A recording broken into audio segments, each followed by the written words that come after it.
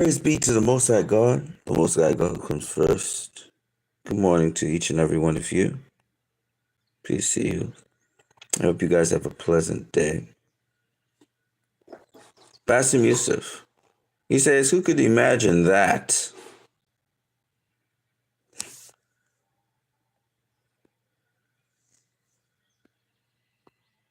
One day Americans are told we must risk lives to stop ISIS. Many Americans did give their lives. The next day, Trump is meeting with them and saying, I like him. It's not often I feel so betrayed. I feel so damn sorry for the Americans who died, who were forever injured, thinking they were saving America. All those years, all of it for nothing. ISIS basically said, hey, Americans, we want to kill you. And then your leader will honor us, make deals with us, and shake our hands. All the more reason Americans should never listen to politicians when they tell us who our enemies are. Mind you, Al-Qaeda, which emerged into ISIS, was known for the World Trade Center bombings. At least they were the scapegoats who supposedly flew planes into buildings and killed American people. They are supposedly the people also who were the terror that was in Iraq.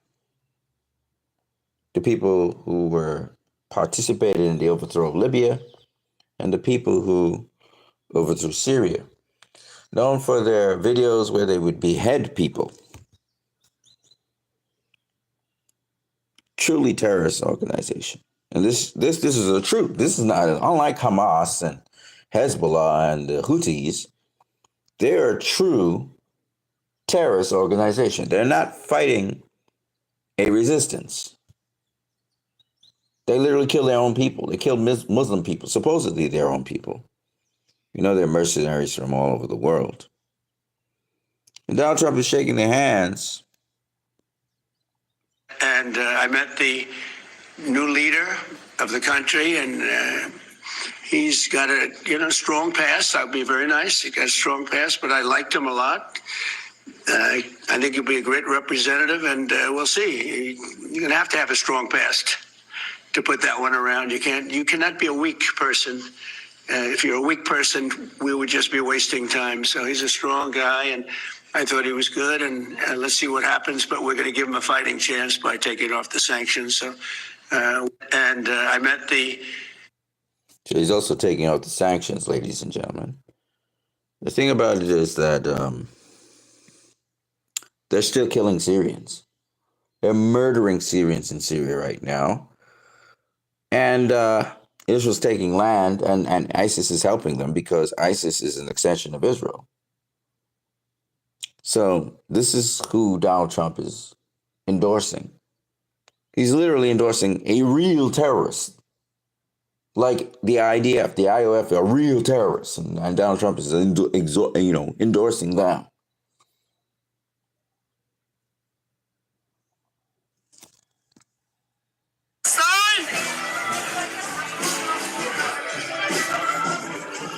Yeah, bro. People watching you now. Now get tough. Now get tough. I can put the camera down and we can get some action going. It's 4 of y'all just against me.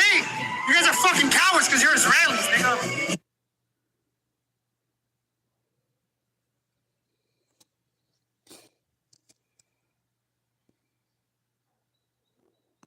Dude, shut the fuck up and say free Palestine. Anything, bro. Say free Palestine and goofy. Dude, go. I'm not going anywhere, bro. This is a What's public your sidewalk, problem? bro. Palestine will be free, nigga.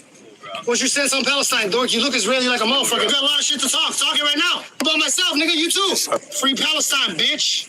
Should've shut the fuck up, nigga. We're the Palestine News Network. Free Palestine, bitch. We run Los Angeles. Start your camera, nigga. Make us famous. Okay, we're on It's a public area, bro. I'm not going anywhere, bro. I'm not going anywhere, bro. We're It's just free Palestine, buddy. We're walking. It's free Palestine. All right, fuck you, bro. Fuck you, bitch. Fuck you. Free We're just Palestine, walking bitch. on a Saturday, Free bro. Palestine, You got a bitch. problem? Fuck you, What's nigga. your problem? Free Palestine, What's buddy. your problem? What's up? You want to box it out? Let's box it out, buddy. Box it out, bro. Let's box it out. People Let's like box it out. Let's box it out. Let's box it out. We don't have time to play with genociders. You're proud of committing genocide. It's free Palestine. Fuck you. Fuck you. Palestine will be free. Trump is about to announce Palestine is about to be a state, buddy. We're gonna have our own state, buddy. Goofy. Palestine will be free. It's Goofy right here. We said free Palestine, and he wants to talk smack. Yeah, bro. Yeah, bro. Palestine is in the house, bro. Palestine is in the house. Free Palestine, baby. Yes, sir. Israelis are not welcome in Los Angeles. You guys are not welcome here. You're not welcome in Los Angeles, buddy. Israelis are not welcome. You know, not good. Fuck everyone. Go back, man. Go back. Take the vlog. Go back. We're eating something. Okay. He's eating. Me? Australia. Where are you from? Israel. Israel, yeah? You know Pakistan. I love Palestine. Cool. Fuck you. Fuck you. Fuck you. Fuck you, mama. Fuck you, guy. Chill. Fuck everyone. I'm sorry, what? Listen. First thing first, don't talk about my mom. That's one thing. Secondly, respect yourself. Fuck everyone. You know, not good. Fuck everyone. Go back, man. Go back. Take the vlog. Go back. We're eating something. Okay, he's eating. Sit down, bro. Man, sit down, bro. Sit down. Sit down. Talk to him. You talk to me. You talk to me. We don't talk to you. You talk to me. We want to eat. Okay. Me? Australia. Thank you, Bree for Gaza. Skip. Hello everyone. I am Manar. I am from Gaza. Look at me, the situation. Everyone, no hospital, no food, no water. I am so hungry. I am very tired. Please help me. And family, like, share, comment the video. Thank you, Bree for Gaza. So for those of you who don't know that Gazans, there are black people in Gaza. I've seen multiple incidents where we see black people from in Gaza. By the way, these people are either from Sudan, Ethiopia, even as far as Somalia. Okay? So for those of you who don't understand, these people didn't come there to go into Palestine. They came there to go into Israel, and they ended up in Palestine. They have lineage from Abraham. Okay? These are the real Jews. So I wanted to share that with you guys because I think a lot of people don't know that in Palestine, there are Jewish people in Palestine. It's just that, or at least genealogically, they're from the Levant. And, but they live in Palestine because either they've been rejected from Israel, because they would not be accepted into Israel for whatever reason, or secondly, because they married people in Palestine, decided to stay with them. And because you can't bring people from Palestine across into Israel, they stayed in Palestine. Some of them became Islamic, some of them stayed as Christians, etc. Some of them have no religion. Just so you guys know, you know, the scenario is not the same that everybody's been telling you. Shout out to Rat Barn. I love this. Listen. And kill Palestinians. For no reason, they're just raiding Gaza, just for fun. They just raid Gaza and kill Palestinians. For no reason, they're just raiding Gaza, just for fun. They just raid Gaza. To do what exactly? To steal their nothing? Gee, I really wonder what could be the overall goal of raiding the Gaza Strip periodically over time. Surely the answer just evades me. It's such a mystery. I'm sure it has nothing to do with Israeli finance minister and self-described fascist homophobe Bezalel Smotrich donning a map of Greater Israel at a press conference. What would the raid entail? What would be the purpose of such a raid? Can you explain? Happy to explain, but I can just let Israeli government officials do it for me. The purpose of operations like Cast Lead and Protective Edge are part of what former military commander and Prime Minister Ariel Sharon called Israel's main weapon, its deterrence capacity. It's a direct quote. Israel's deterrence strategy spelled out formally by the IDF in what they refer to as their Dahiyya doctrine, which I encourage people to research, centered on waging preemptive asymmetrical warfare against a civilian population and its infrastructure in order to instill fear in Israel's rivals within the region. In 2006, before these three operations that I cited in my previous video, although there are many others, two two important things happened. One, Israel lost a war with Hezbollah in Lebanon. Facing humiliation, the IDF, in accordance with their Dahiyya doctrine, once again needed a punching bag to remind everyone within the region that Israel was not to be messed with. And predictably, they turned to defenseless Gaza. As one former Israeli foreign minister put it, Israel's real foe is not Hamas, it is the memory of 2006. Or, as other Israeli government officials put it at the time, Gaza is to Lebanon what a second sitting for an exam is to the first. A second chance to get it right. The second important thing that happened in 2006 was that Hamas did what the U.S. had been urging it to do.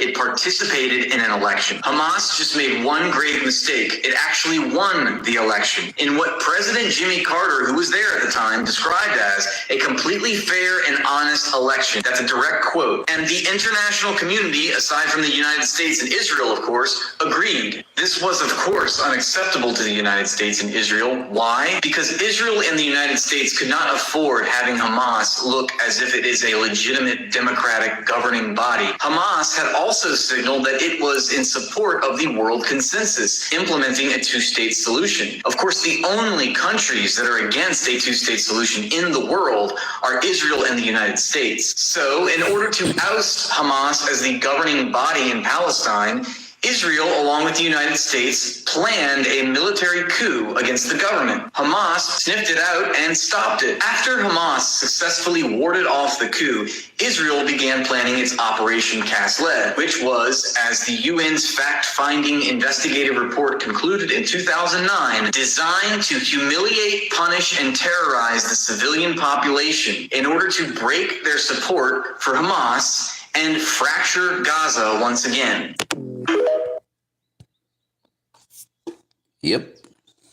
Divide and rule, divide and rule, divide and rule. Same thing they're doing to Venezuela right now. Same thing they tried to do to Cuba.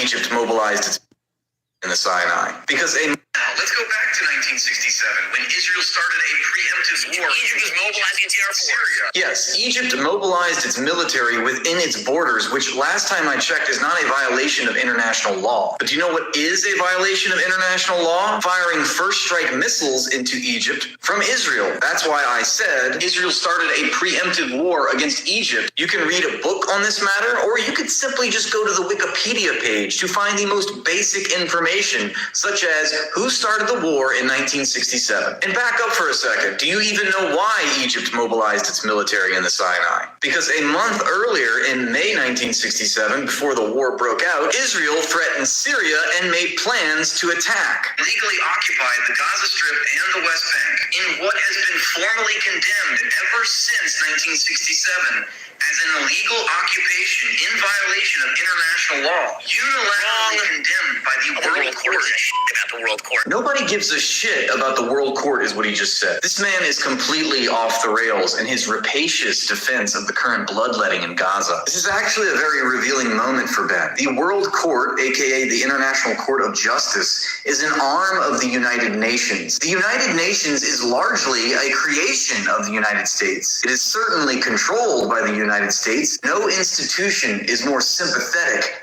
cowering, absolving of Israel and the United States than the United Nations. That is why some in the media expressed shock last week when they heard the UN Secretary General Antonio Guterres cast the slightest bit of shade to Israel when he said, "It is important to also recognize the attacks by Hamas did not happen in a vacuum. The Palestinian people have been subjected to 56 years of suffocating occupation. They have seen their land steadily devoured by settlements and plagued by violence, their economy stifled, their people displaced, and their homes demolished. Their hopes for a political solution to their plight have been vanishing." You mean organizations staffed by people who hate Israel and the UN and the Red Cross? It is truly wild to hear such a pro-capitalist Western neoliberal decry the very global institutions which have been brought to us by Western capitalism and who serve the interests of Western capitalism. But just as a democratic government, corrupt as it is, still remains the one political avenue by which people can have agency over their lives, so does the UN remain the one political avenue by which which countries can have their voices heard and a world consensus be formulated. In other words, there's much obviously wrong with the UN, but I don't think that the principles expressed in the articles of its charter are necessarily a bad thing. I think it's a good thing that we have international laws and diplomatic mechanisms in place to resolve conflicts between countries, to prevent war crimes. Ben's obvious disdain for international laws, standards, and practices reveals to me what is commonly understood as American exceptionalism. Rules for thee, not for me. The United States gives orders. It is under no obligation to follow them. Geneva Conventions. Scoffing at the Geneva Conventions is truly wild, if for no other reason than for the simple fact that it was expressly created in the wake of World War II, primarily forged by the United States, in order to prevent another mass atrocity like the Holocaust.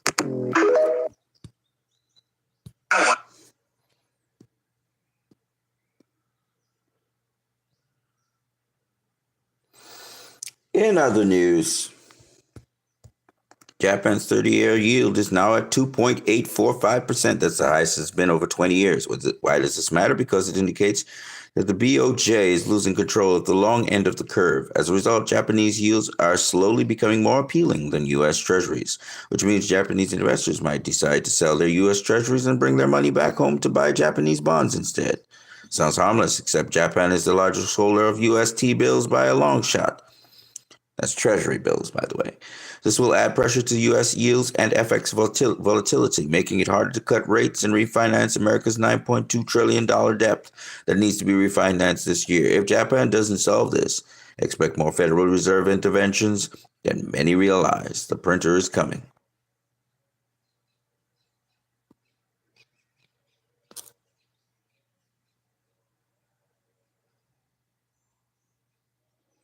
As my brother Kojay said, what's the justification of targeting civilians? What's the justification of killing civilians? What's the justification of murdering civilians? What? Gaza's European hospital was bombed again by the IDF.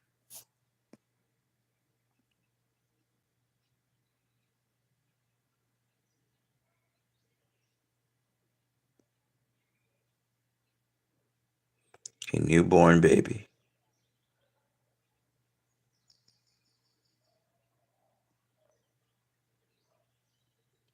New posters are going up across DC today. MAGA isn't simply a political movement.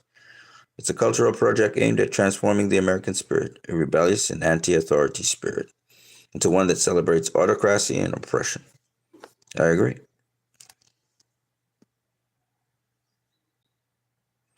Do not forget Dr. Hussam Abu Safir. I keep him in my prayers now.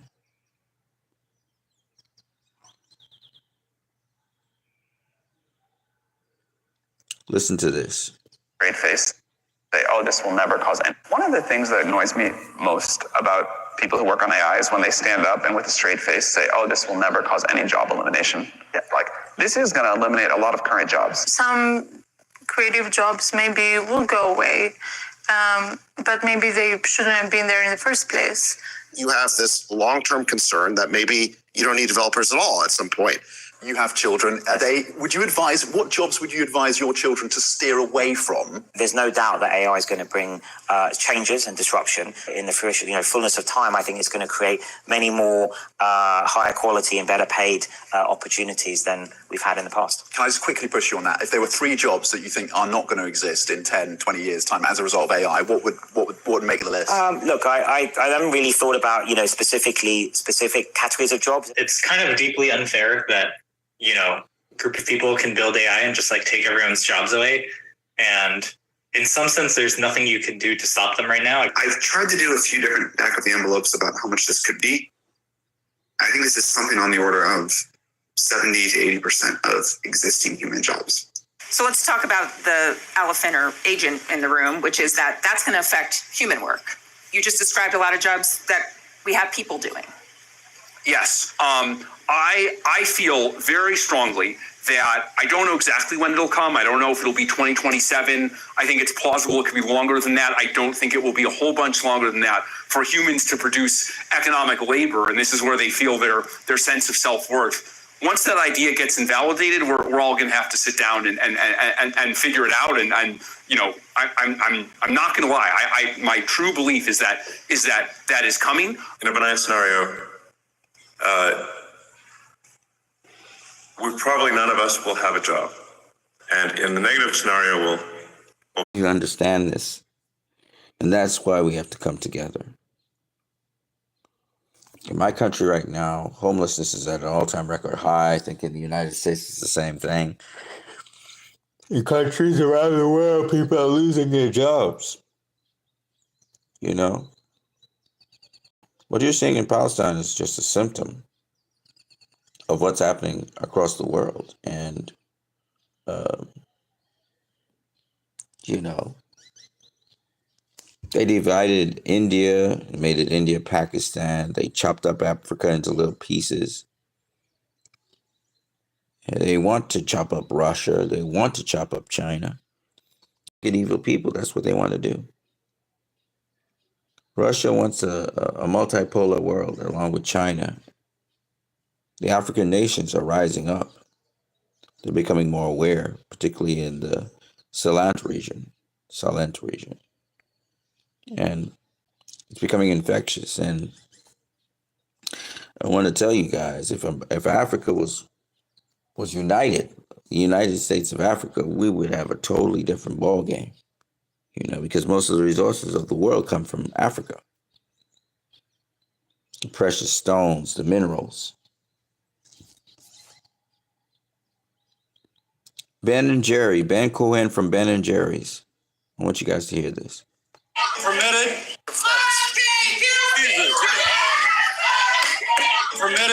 While the committee conducts its business, Capitol Police are asked to remove the individuals from the hearing room. Down the hallway. Ben, why are you getting arrested? Move down the hallway. If you stop, you will be arrested. Poor kids in Gaza by buying bombs and pays for it by kicking kids off Medicaid in the U.S. Keep going down. Keep going down the hallway. Ben, how many days have they been starving in Gaza? What has it been? 75 days right now. Anthony, I need my shoe. Our program. Let's go. Everybody. I'm saying, everybody stop. Pick it up. Stop business. Pick it up. Ben, what are you calling for the Congress and senators to do for Gaza? Congress and the senators need the siege. They need to let food into Gaza. They need to let food into starving kids. What did you say in there, I said that Congress is paying to bomb poor kids in Gaza and paying for it by kicking poor kids off Medicaid in the U.S. Don't let them any closer. Stop. I'm ready. Stop. Everybody stop. Oh, right. No, that was actually a faulty Hamas rocket. Your own military admitted that they were going to do this before it happened. I don't think so. You killed scores of innocent people. There have been no reports of any deaths whatsoever. Yes, there have. Okay, people might have been killed, but you got to remember it's because of that faulty rocket fired by Hamas. It was a JDAM missile. No rocket fired by Hamas could burrow a crater into the earth 10 meters deep and 25 meters wide with a shockwave felt hundreds of yards away. Okay, we killed them, but they were terrorists. They were sick children. Junior militants. Kids. Terror toddlers. Babies. Okay, they were innocent civilians, but they were being used as human shields. There were literally no fighters in the area whatsoever. Okay, fine. We killed some civilians, but it was a mistake? And accidents happen. At least when we do it, it's not on purpose like when they do it. Every time we accidentally kill civilians, it is a PR nightmare for us. And it only helps Hamas as they garner more sympathy in the eyes of the international community. Are you suggesting that Hamas uses its own civilians as a political prop? We will never forgive them for making us murder their children. On average, you killed 41 children every day in 2024. Okay, we kill a lot of children, but look at countries like Iran. Excuse me? Look over there. Why aren't you focused on other areas in the world like Sudan or Congo, the poor people in Africa? Do you really care? Or is it because you hate the Jews?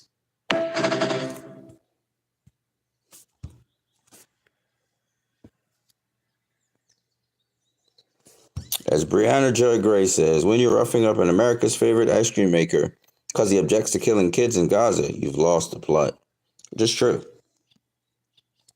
Candace Owens. The motive of the crime was made clear to me by the FBI. Oh, this is a guy that wanted to kill her. He was a Jewish guy, and they were hiding his identity. They finally gave him his name. He pleaded guilty to trying to kill her. That's him there.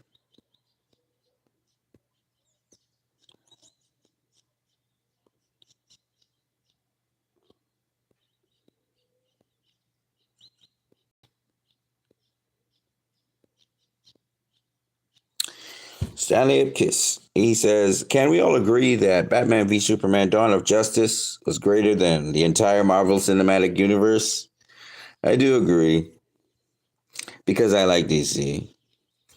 Particularly what Zack did with his movies. And The Dark Knight. And Batman Returns. And Batman 1989.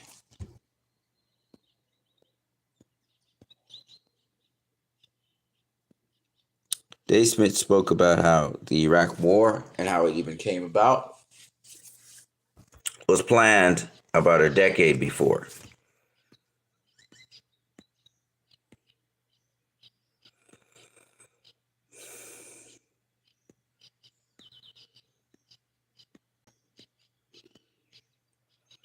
Somebody has Israeli occupation forces are the new Nazis.